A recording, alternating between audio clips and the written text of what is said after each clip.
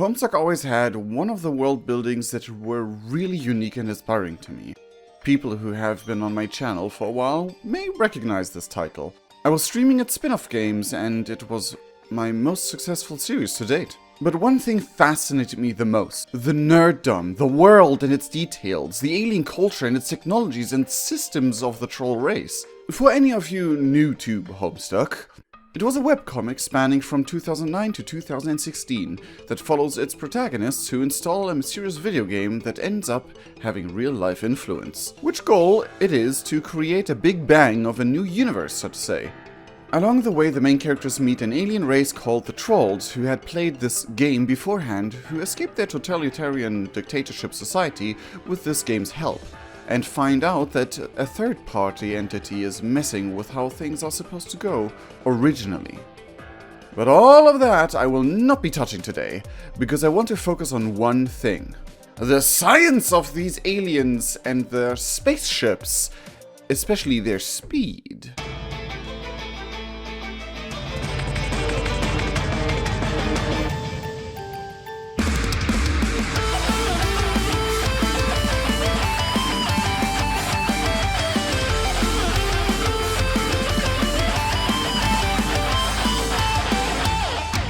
Hello Internet, and welcome to my personal theory. Is it a game theory, or would it be a comic theory?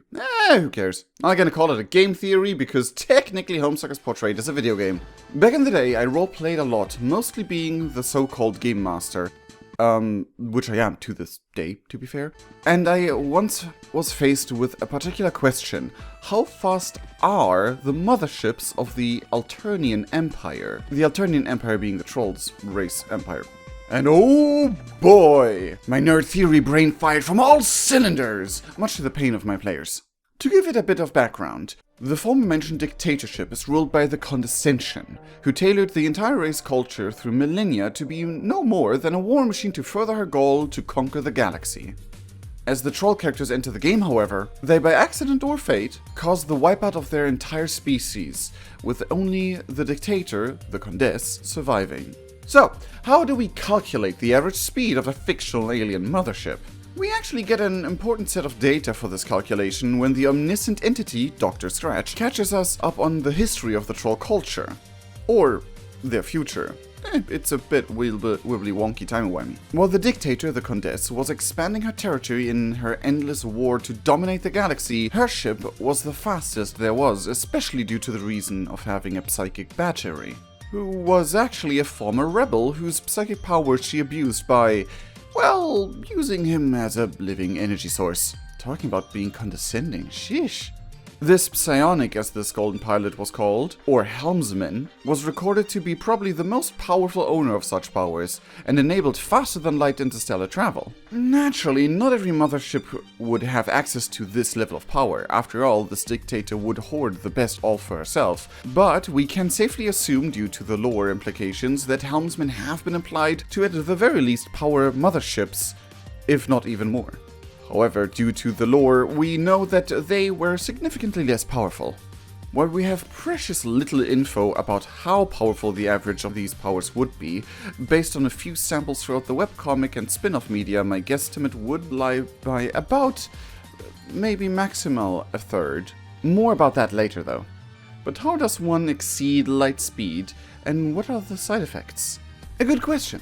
Officially, in the real world, as our current information stands, nothing, except particles without mass, can travel at light speed, let alone above, as it would take an infinite amount of energy to do so, according to Einstein's theory of relativity.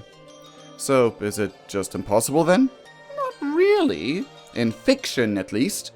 Many fictional universes created loopholes around faster-than-light travel. I'm gonna spare you the slipstreams and warp speeds of other franchises and focus on this one. Psychic energy seems to relate to the space-time continuum surrounding it, and my theory, based on various graphical representations, is that it warps the flow of space itself around the individual ship, which can be further assisted by the power of another telekinetic powers-using group of the species, the Rustbloods. So the limits are so far known, except when the golden pilot, the helmsman, was forced to leap across thousands of light years in matter of hours. However, this would probably have killed him. The other limit we were able to see was during the meteor arc, as I would call it. When the character Solux, also a psionic power wielder, piloted the meteor purely with his powers alone through the endless void beyond space and time. But here physics work different, if at all. Speed is inherently tied to the passage of time in this universe? Subdimension? And even constant acceleration or even teleportation, even time travel itself, would not change this fact. What does this mean for the psionics power? It does tell us that these powers in this form of use affects an object in relativity to itself, moving it by pushing away space-time effects to a degree. Movement without much to consider from the surrounding physics, at least if chosen so. Which is good, because that way they would be able to ignore the gravitational effects of big stars or even black holes as long as they don't get too close, and probably would even have a sort of force field to deflect any smaller space debris. Because even a rock the size of a popcorn could cause serious destruction to the ship if it hit it at those speeds. Imagine having one of the most feared armies in the galaxy just for a small pebble to be the great equalizer and blow it completely into smithereens. So, we have the theoretical possibility at least. During the comic, as the troll characters make their escape from their universe into the game's dimension, they by accident trigger a deadly shockwave from a horror terror god's dying cry. I will not pronounce this name. Which wipes out their entire species except for the one who was originally using this monster's voice to threaten her subjects into obedience, the Condess herself. Alone. She was, despite her vast power, not able to run her ship at max capacity, for her source of endless energy, the psionic helmsman, has tasted the sweet relief of death in the shockwave as well. Still determined to get back to their home planet, she made her way with the technical limits without these powers on so-called auxiliary power, which we finally have some numbers for.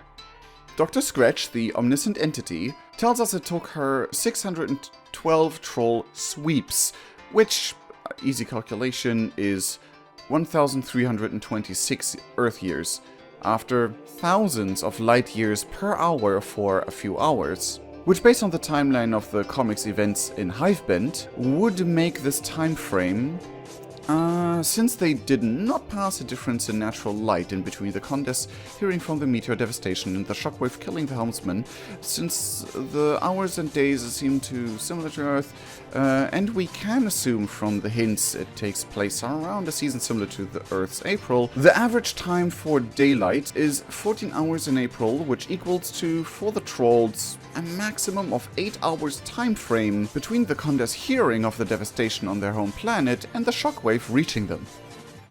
By the way, I don't know if I mentioned this, but the devastation was caused by meteors summoned by the game the trolls were playing, and the devastation of the shockwave happened at the apex of that. Bear with me, it's a long webcomic with a lot of details. Now we need the distance. As Alternia, the troll planet, has been depicted in many ways similar to Earth, let's assume Alternia is just as far away from the center of the galaxy than Earth is in the Milky Way. The width of the Milky Way galaxy, which we will use as an approximation, is 105,700 light years, while Earth is 26,000 light years away from the center of the galaxy. Let's assume the same for our destination. Her origin, according to Dr. Scratch, was at the furthest reaches at the edge of their galaxy, which I will put at the opposite side of the center according to this description, the furthest point away from Alternia. Okay, let's halve the width, add the distance of us to the center, and we have a total of 78,950 light years of total distance she needs to cross. Dr. Scratch also mentioned that the auxiliary speed was near the speed of light, but not quite the speed of light. So we know that only little less than 1,326 light years were left to cross when the shockwave hit her ship. So they crossed 77,624 light years in a matter of 8 hours. Holy moly! No wonder the helmsman would have died from the stress either way. And here we get into a bit of an iffy. You know, we don't really have spaceships to compare this to a lot because we have, like, well, our space travel is nothing in comparison to the travel of well, these ships. Usually, with vehicles on Earth I was able to take as a comparison, which I mean I talked to car people and used Google for other forms of vehicle, they can go comfortably about 2/3 of their maximum speed as a rule of thumb, to be most efficient. Let's assume that space travel rules don't fully apply to psychic powers. Given by various hints across the entire webcomic, it needs a steady stream of energy to uphold a speed, which, in space, usually is not the case. If you don't have gravity to adjust or slow you down, or, well, anything, especially because we have little to no friction up in space, you basically could punch a rock and it would fly indefinitely until it hits something.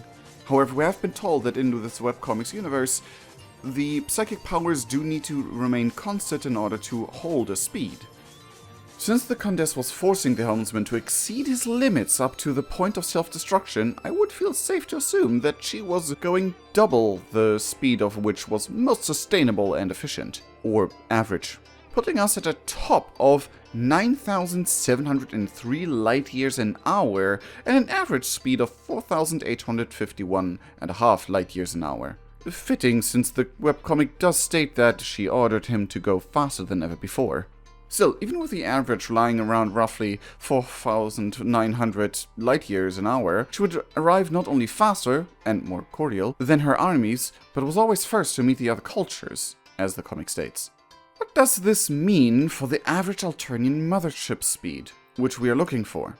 Well, we don't have any human comparisons between those types of vehicles to one another necessarily. I tried with the warships, but their average and top speeds are very similar. But from airplanes, I got comparisons between the North American X-15, which is the fastest plane in the world with Mach 6.7 or 7,247 kilometers an hour, and the fastest commercial airline, the Boeing 747, of 1,130 kilometers an hour, or an average fighter jet with a speed of 1,600 kilometers an hour. Since the technology is similar and the difference in speed relates most to whoever poor soul is enlisted as helmsman for the ship, we can expect that there is a quality minimum to be enlisted as helmsman, but I feel comfortable with these comparisons matching the descriptions in the webcomic about the power difference, approximately, turning our final result into an average sustainable speed of 1,078.1 light years and a top speed of 2,156.2 light years an hour.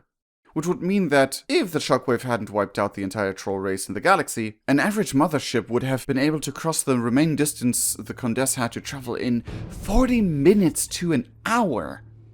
The Condess herself was only minutes away from reaching Alternia, which makes it all the more tragic. Almost as tragic as me having to start over half the script because I missed one detail. Yes, the majority of the math wasted.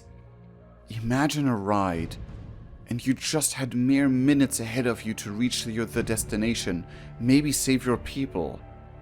And then the engine blows up, and now you need to wander for years. What agony that must have been, even for someone as heartless and cruel as the Condess. Years upon years of travel. And we had 12 years of great stories being told, great entertainment, great theories, and science backing up every nerdy idiocy we came up with. 12 years. But truly, let's wish Matpat, Mr. Game Theory himself, a great time and a well-deserved rest from all this nonsense we had to go through today. And he will watch over us from his office in the Game Theory labs, and maybe his son eventually follows in his footsteps. But that's just a theory. A game theory. Thanks for watching. In all seriousness, personally, just from me to you, Matpat, this is completely off script. If you ever do watch this nonsense, the greatest compliment I've ever received was during one of my live streams to one of the spin-off games, when the people in my chat called me the Game Theory or Matpat of Homestuck. And this just feels like a good closure.